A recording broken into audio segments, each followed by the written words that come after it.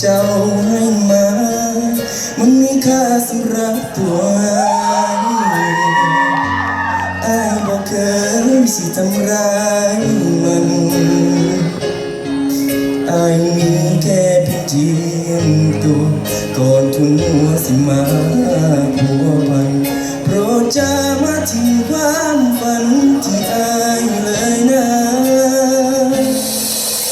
บอกเคยให้ใจไปที่หัวใจคงมีแต่เจ้าผู้แส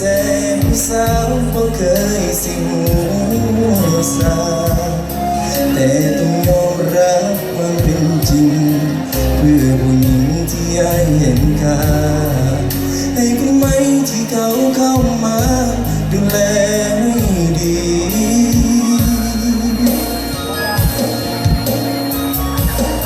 สำหรับอ้ายและเจ้านั้นนี่ค่ะที่ผ่านมารักเจ้าจริงให้เกียรติน้องเป็นผู้หญิงที่อ้ายนั้นมีอยากได้พาเพียบเธอว่าแฟ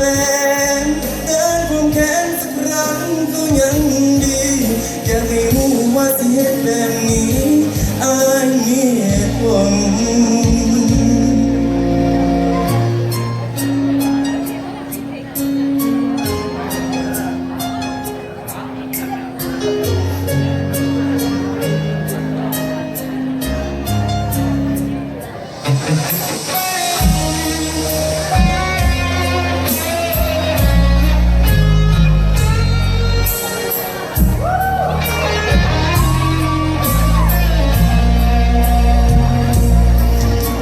มองเคยให้ใจกูไปทั้งหัวใจมีแต่เจ้าผู้แสบผู้สาวบอกเคยสิหัวสาแต่ต้องยอมรับความเป็นจริงเพื่อผู้หญิงที่ยายเห็นค่าให้คนใหม่ที่เขาเข้ามาดูแลให้ดี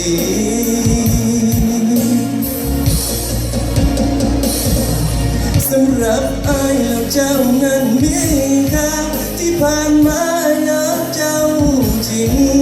ให้เกียรติน้องเป็นผู้หญิงที่อ้ายนั้นมีจากได้พาเพียบเธอว่าแฟนเดินควงแขนสักครั้งก็ยังดีอยากให้รู้ว่าที่เหตุแบบนี้อ้ายมีเหตุผล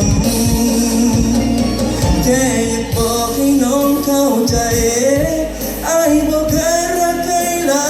ยคนมีแต่เจ้าผู้เดียวหน้ามนเสียใจอ้ายเด้